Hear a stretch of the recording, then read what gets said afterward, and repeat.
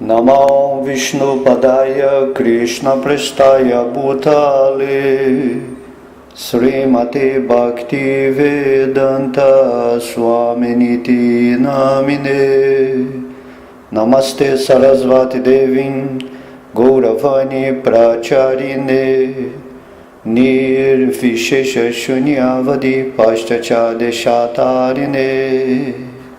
Ofereço minhas respeitosas reverências à sua divina graça, Srila Prabhupada, que é muito querido pelo Senhor Krishna por ter se rendido aos seus pés de lótus.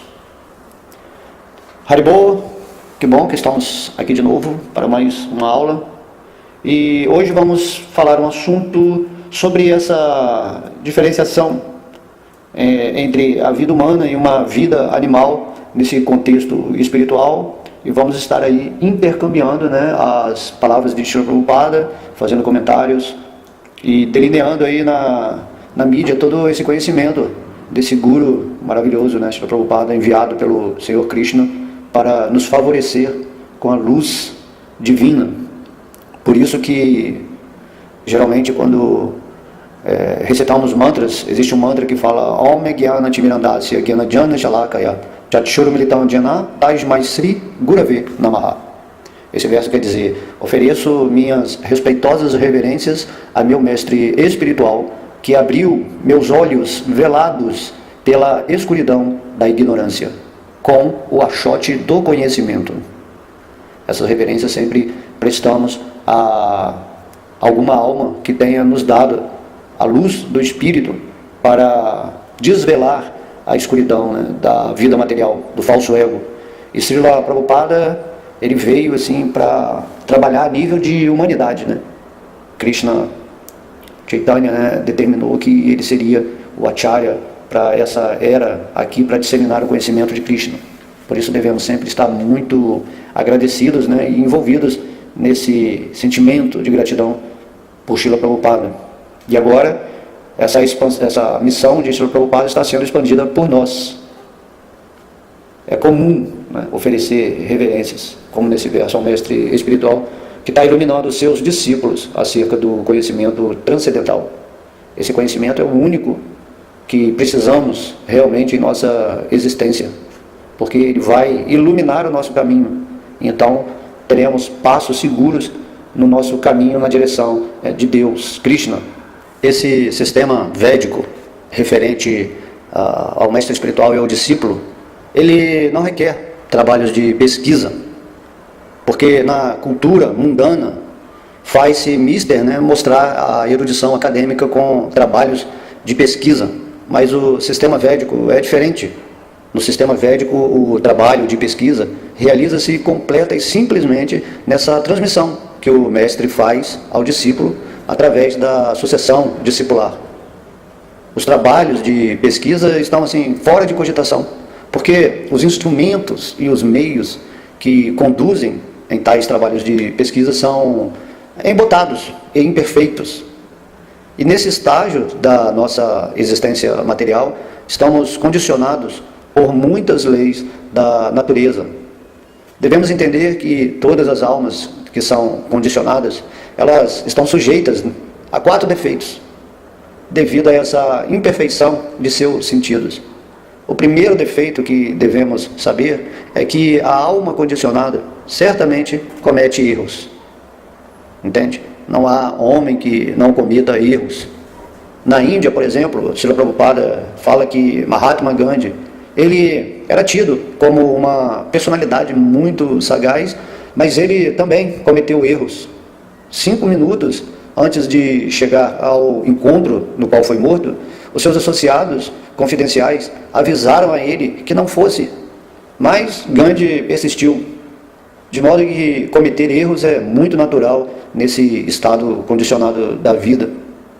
Na verdade, o dito popular, errar é humano, calha bem aqui, que nós muitas vezes somos avisados de certas coisas, porém não seguimos as instruções. Estamos sendo sempre avisados do perigo da existência material. No entanto, seguimos nossa vida assim normalmente, sem criar assim o devido hábito espiritual na nossa vida. que iria, né, que vai nos iluminar. Então errar, né, repetidamente é um problema da existência material, do condicionamento a essa terceira dimensão. A outra imperfeição da alma, a segunda, é que ela certamente ilude-se. Iludir-se significa aceitar algo que não é, tomando uma coisa real como fantasmagoria. Todos nós temos essa impressão de que somos esse corpo, mas na verdade não é assim. Aceitar que o corpo é o eu, isso é chamado de ilusão ou maia. Assim, dessa maneira, né? Iludir-se. A terceira imperfeição consiste em que as almas condicionadas têm essa tendência de enganar os outros. Frequentemente nós ouvimos um negociante dizer que você é meu amigo e por isso não vou tirar nenhum lucro à sua custa, mas na verdade sabemos que ele tira pelo menos 50% de lucro. E há muitos exemplos ilustrativos dessa propensão a enganar. Podemos ver que em todas as áreas, né, do planeta social, política, econômica, religiosa, todo mundo está enganando, né, mentindo. Há também muitos exemplos de mestres, né, que na verdade eles não sabem nada, mas que propõem teorias com palavras como talvez ou pode ser, enquanto que na verdade estão apenas enganando os seus discípulos dessa maneira. E a quarta, porque também Kali Yuga é chamada a era da hipocrisia, né? Todo mundo está fingindo algo que não é. E a quarta imperfeição é que os sentidos da entidade viva não são perfeitos. A nossa visão é tão limitada que não podemos ver nem muito longe, nem muito perto. Os olhos só podem ver sob certas condições. Portanto, compreende-se que a nossa visão ela é limitada. Do mesmo modo, todos os nossos outros sentidos também são limitados. Não é possível compreender algo assim que é ilimitado com estes sentidos imperfeitos e limitados. Então, errar, iludir-se, enganar e a imperfeição dos sentidos são as quatro coisas que fazem que cometamos erros o tempo todo, né? Portanto, a conclusão é que o sistema védico não nos encoraja a nos esforçarmos para aprender a verdade absoluta com o emprego de nossos presentes sentidos, que de tantas maneiras estão condicionados. Então, os nossos sentidos eles não são capacitados para perceber algo ilimitado. Por isso que o conhecimento védico é diferente de um conhecimento de pesquisa, porque nós precisamos aceitar diretamente esse conhecimento. Se precisamos de conhecimento, esse deve vir de onde? De uma fonte superior, que não esteja condicionada por estas quatro, né, imperfeições. Então essa fonte é quem? É Krishna. Krishna é a autoridade suprema do Bhagavad Gita e todos os santos e sábios aceitam-no como a autoridade perfeita.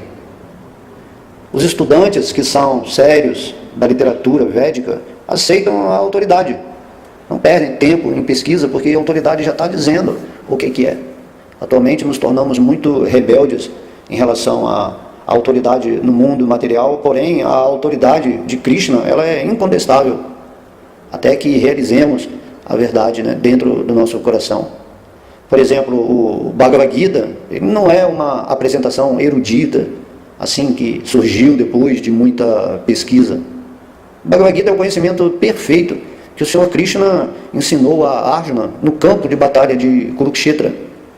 E através dele somos informados de que em eras anteriores Sri Krishna também ensinou esse mesmo conhecimento ao Deus do Sol, Vivasvan, e que foi transmitido desde tempos imemoriais a partir de Vivasvan, o Deus do Sol, que é o centro aqui do nosso sistema planetário, através da sucessão discipular.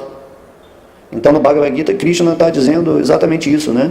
No capítulo 4, verso 1, onde o bem-aventurado Senhor disse: eu ensinei esta ciência imperecível da yoga ao Deus do Sol, Vivasvan, e Vivasvan a ensinou a Manu, o pai da humanidade.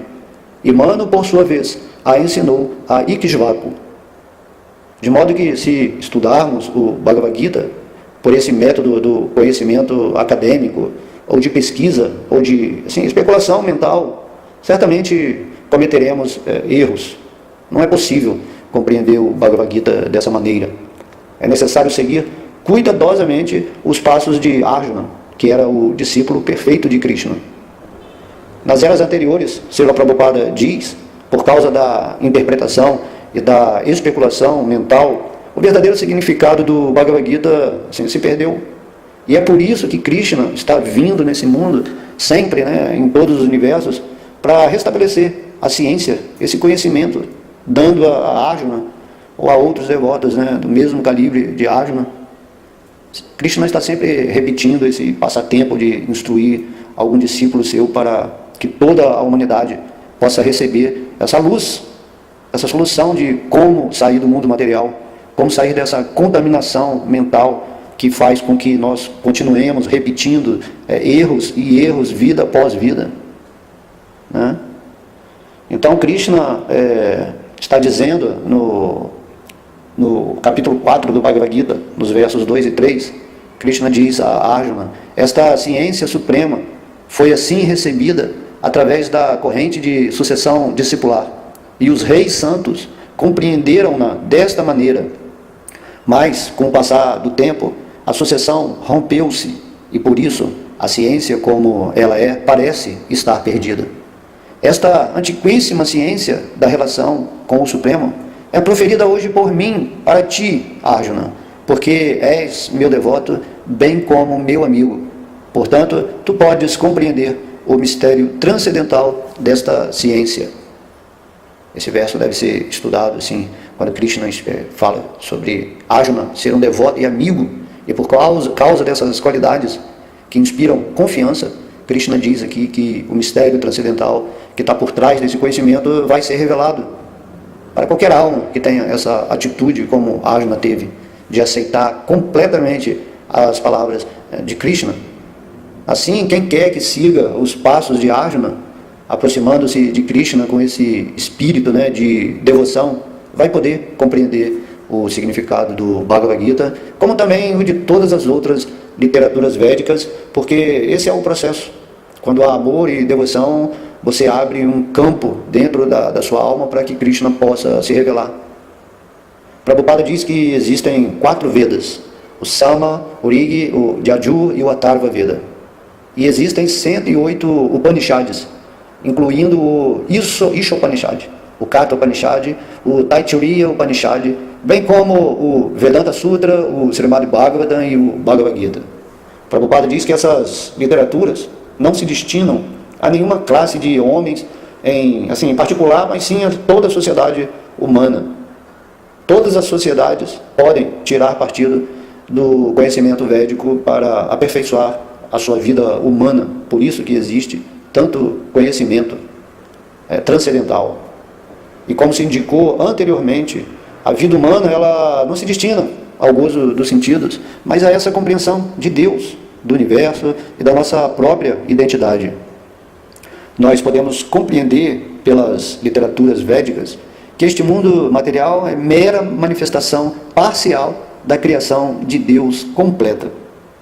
Esse mundo material é um cantinho, vamos dizer assim, do mundo espiritual. A maior parte da criação de Deus, Krishna, se encontra no reino divino, no mundo espiritual dos Vaikunthas. Acima e além dessa natureza material em que estamos agora condicionados, existe essa natureza espiritual superior. Então isso é revelado pelo Senhor Krishna, para que saibamos que aqui tudo é passageiro e temporário. Krishna, por exemplo, ele está falando no Bhagavad Gita, no capítulo 7, verso 4 e 5, Krishna diz: terra, água, fogo, ar, éter, mente, inteligência e falso ego, todos estes 8 em conjunto compreendem minhas energias materiais separadas. Além dessa natureza inferior, ó Arjuna de braços poderosos, a minha energia superior, que são todas as entidades vivas que lutam com a natureza material e sustêm o universo. Prabhupada explica que há muitos universos materiais agrupados, e que todos esses universos constituem a criação material. E além desses agrupamentos de universos materiais incontáveis, está o céu espiritual, o qual também é mencionado no Bhagavad Gita, no capítulo 15, verso 6, onde Krishna diz: essa minha morada não se ilumina pelo sol, nem pela lua, nem pela eletricidade. A pessoa que alcançar essa minha morada nunca retorna a este mundo material. Então essa natureza superior, que está além desta natureza material, é eterna. Não há notícia de que ela tivesse tido alguma vez um começo. Ela não tem começo nem fim. Não é assim como o universo material, que tem um começo e um fim, né? Todas as coisas de energia material têm um começo e um fim. E Krishna também repete, né, assim, aprofunda isso no capítulo 8 do Bhagavad Gita, nos versos 20 e 21, onde ele diz: existe uma outra natureza que é eterna e transcende esta matéria, tanto manifesta quanto imanifesta. Essa natureza é suprema e nunca é aniquilada. Quando tudo neste mundo é aniquilado, essa parte permanece como é. Esta condição suprema chama-se o imanifesto e o infalível, e é o destino supremo. Quando alguém vai ali, ele nunca mais retorna. Essa é minha morada suprema. Krishna está aqui falando assim, né, nos ensinando diretamente para onde nós devemos ir, para essa natureza eterna, da qual a nossa constituição espiritual também é baseada em eternidade. Prabhupada diz que essa religião védica, né, que também é chamada de Varnashrama Dharma, também é denominada eterna, porque ninguém pode determinar o seu começo. A religião cristã, por exemplo, tem uma história de 2000 anos, e a religião maometana tem uma história de 1300 anos. Mas se nós tentarmos remontar às origens da religião védica, não seremos capazes de encontrar o seu começo. O Varnashrama Dharma é aceito como a religião eterna da entidade viva. Frequentemente dizemos que Deus criou esse mundo material. E isso significa que Deus existia antes do mundo. E uma vez que o Senhor existia antes desta manifestação material, ele não está, sim, sujeito a essa criação. Porque se Krishna ficasse sujeito às leis do mundo material, como poderia tê-lo criado? No Bhagavad Gita se afirma que o Senhor Krishna, ele é simultaneamente idêntico à sua criação, mas além disso, em sua plenitude, ele existe à parte dela. Isto tem que ser muito bem meditado para entendermos a natureza de Krishna, do Senhor Supremo, daquele que está misericordiosamente vindo a esse mundo, né, a vários universos, para tentar resgatar todas as suas partes integrantes nesse despertar espiritual e levá-los de volta para o reino divino.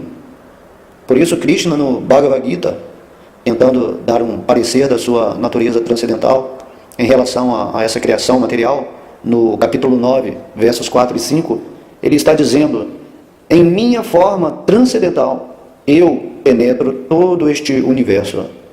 Todos os seres estão em mim, mas eu não estou neles.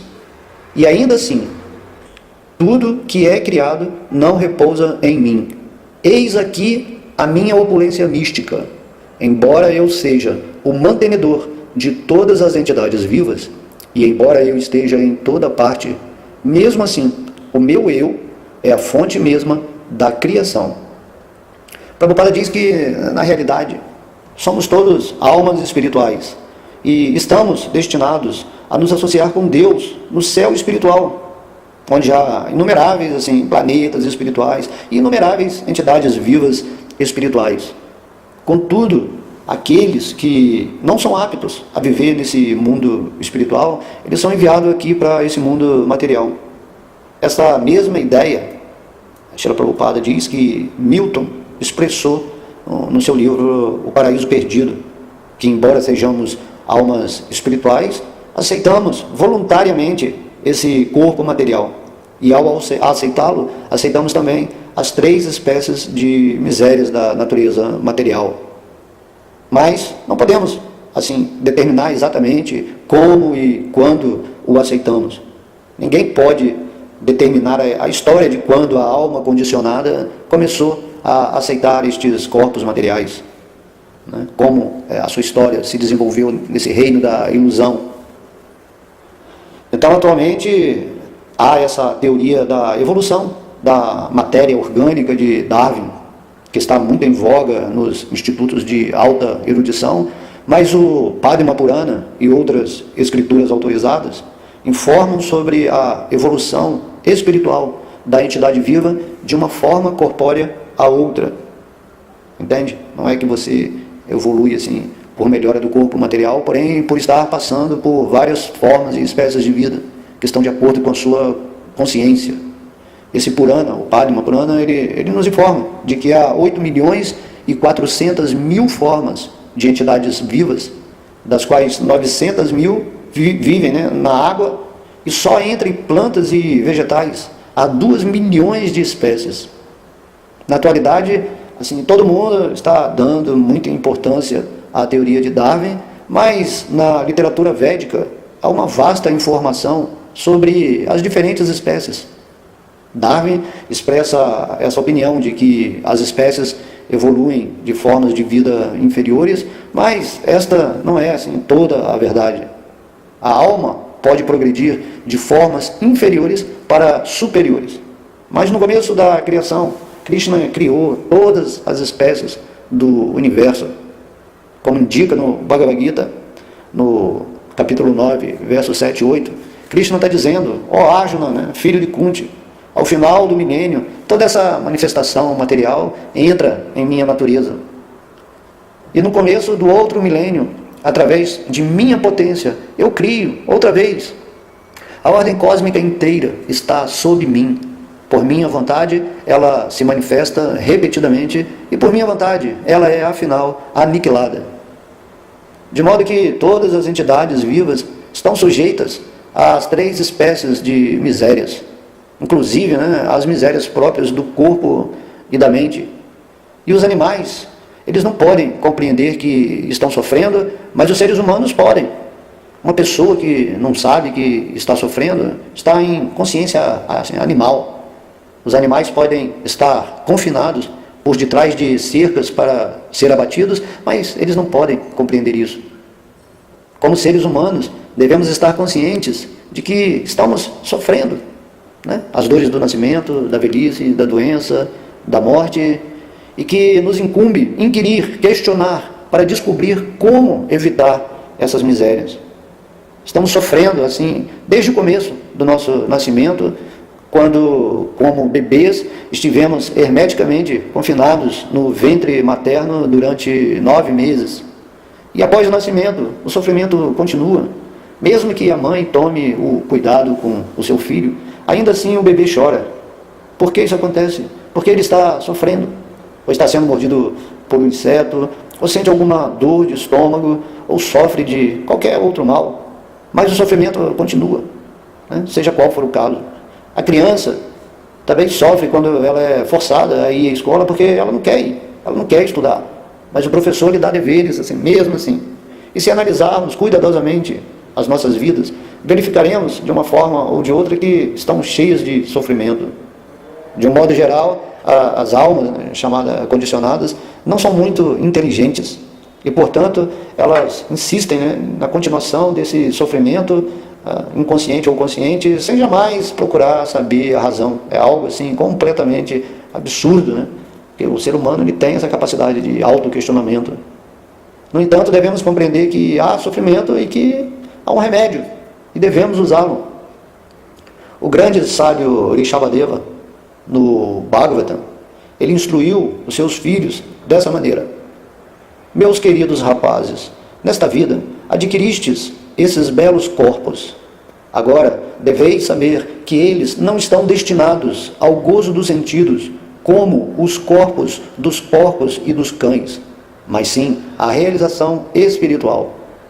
Então aqui, em essência, o que Rishabhadeva está dizendo é que uma vida de gozo dos sentidos destina-se a comedores de excremento, como os porcos, E visto que nós temos uma forma de vida superior, não devemos tentar imitar as formas inferiores. Prabhupada diz que enquanto ele estava passeando assim, no Central Park, na cidade de Nova York, ele ficou admirado de ver um grupo de jovens, rapazes e moças americanos, que estavam ocupados em adorar porcos. Enquanto eles estavam cantando Hare Krishna, esses grupos de jovens, aparentemente instruídos, cantavam porco, porco, porco. Eles estavam assim, realmente desfilando com os porcos pelo Central Park, prostrando-se ante eles e adorando-os.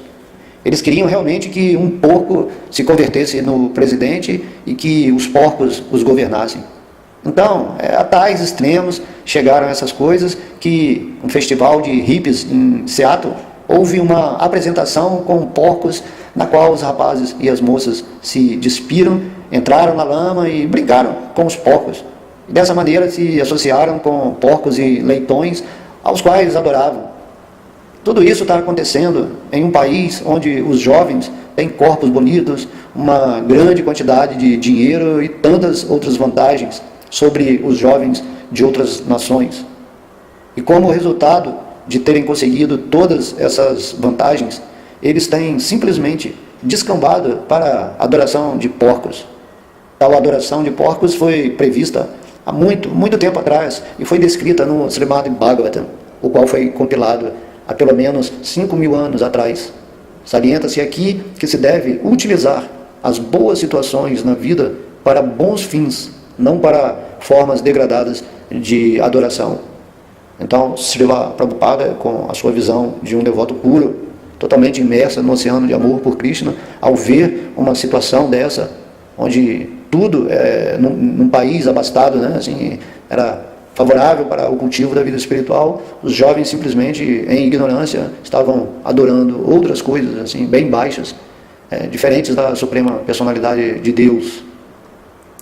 Prabhupada diz também que nas histórias védicas, lemos que houve muitos e muitos imperadores e reis exaltados que praticaram austeridades e penitências. Aqui Srila Prabhupada está dizendo que a diferença, né, que apesar de muitas pessoas terem o maior poder de um cargo, estão praticando sacrifício espiritual. E no Bhagavatam há a história de todos esses reis, tais como, né, Dhruva Maharaj, Ambarisha Maharaj, Yudhishthira Maharaj, que foram todos assim, grandes reis e opulentíssimos, mas ao mesmo tempo foram grandes sábios. Desse modo, eles constituíram um exemplo para aqueles que adquirem esta boa oportunidade de uma bela forma humana de vida, com todas as facilidades para desenvolvimento econômico e boa vida. Devemos, né, usar esta oportunidade boa para alcançar uma vida ainda melhor. E isso pode ser realizado através da prática de penitências, onde diariamente praticamos, né, o processo espiritual deixado por Krishna, e principalmente nessa era o cantar do Santo Nome. Porque, presentemente, Prabhupada diz que nós existimos nestes corpos materiais, mas se nós adotarmos o processo da consciência de Krishna, a nossa consciência simplesmente vai ser assim, purificada. Embora sejam americanos ou europeus, os jovens estudantes que estão praticando voluntariamente a consciência de Krishna estão muito satisfeitos em praticá-la. Porque esse processo ele não é difícil, mas é muito agradável. Agora, essas pessoas de tantos países estão percebendo que essa existência purificada constitui a diferença entre a vida animal e a vida humana, né? Esse simples ato da prática espiritual. E se nós purificarmos as nossas existências, simplesmente por seguir as regulações básicas da consciência de Krishna, nós vamos nos elevar gradualmente até alcançar a nossa existência espiritual, que é completamente pura. Então, essas regulações básicas, elas consistem em que nós não tenhamos envolvimento, né, com a intoxicação, com o comer de carne, com o jogo de azar e com a relação sexual ilícita. E, novamente, citando o sábio Rishabhadeva, ele disse que seus filhos, que uma vez que purificassem as suas existências, eles teriam felicidade ilimitada. Todos nós estamos assim nos destinamos, naturalmente, como espíritos, partes integrantes de Krishna, a alcançar essa paz e felicidade. Mas toda paz e felicidade que encontramos nesse mundo material são assim limitadas. E se simplesmente purificamos a nossa existência e alcançamos uma existência espiritual, vamos experimentar paz e felicidade ilimitadas. Porque o mundo espiritual, devemos entender acima de tudo, ele não é árido ou abstrato, ou um vazio, ou só uma energia sem nada, sem relações, como se indicou anteriormente. No mundo espiritual, há variedade. Uma parte do prazer espiritual que se experimenta, por exemplo, nos planetas Vaikunthas, nos planetas espirituais, é esse prazer de dançar. Lá também há moças e rapazes. Na verdade, lá não há nada semelhante com velhice, doença, com morte, esse negócio de dores do nascimento. E se nós realmente despertarmos e quisermos tomar parte nessa felicidade ilimitada, no conhecimento, na vida eterna que constitui nossa herança verdadeira no mundo espiritual, não devemos desperdiçar essa nossa forma de vida humana, assim apenas trabalhando duramente em troca de gozo dos sentidos ou adorando porcos ou qualquer outra coisa que seja. Nós devemos aceitar uma vida dedicada ao cultivo da consciência de Krishna. Então vamos conseguir felicidade e prazer ilimitados. Então essa é toda a essência do movimento para a consciência de Krishna, onde vamos atingir o ponto de prazer máximo. Então vamos estar sempre agradecidos a Srila Prabhupada, a todos os seres que estão expandindo o conhecimento divino, e principalmente estar nesse estado de gratidão em relação ao Senhor Krishna, que é maravilhoso, que nunca nos abandona, e agora mesmo Ele está em nosso coração o tempo todo. Essa é a maravilha da consciência de Krishna, onde você consegue perceber a suprema personalidade de Deus o tempo todo e vive em suas instruções e também nas instruções do mestre espiritual, que somente está repetindo o que Krishna falou no Bhagavad Gita, no Bhagavatam, enfim. Por isso oramos todos os dias assim, com muita devoção, com muito amor. Então agora, para finalizar essa aula, vamos repetir o mantra do início, Om Jnana Timirandasya Jnana Jana Shalakaya Chakshur Militam Jena Tasmai Sri Gurave Namaha. Ofereço minhas respeitosas reverências a meu mestre espiritual, que abriu meus olhos velados pela escuridão da ignorância com o achote do conhecimento. Possamos continuar a cada dia que estivermos aqui nesse planeta Terra, nos alimentando desse conhecimento védico, simplesmente através da aceitação e da devoção, sem ficar especulando muito e deixar que Krishna revele em nosso coração esse mistério transcendental, que só é possível através do amor que depositamos aos seus pés de lótus. Essa é a essência de todo dito mistério de compreensão. Então agradeço a paciência de vocês terem ouvido essa aula. Todas as glórias são a sua divina graça, Srila Prabhupada. Todas as glórias são a Sri Sri Radha Krishna Gaura Nitai. Todas as glórias são aos devotos reunidos. Haribol.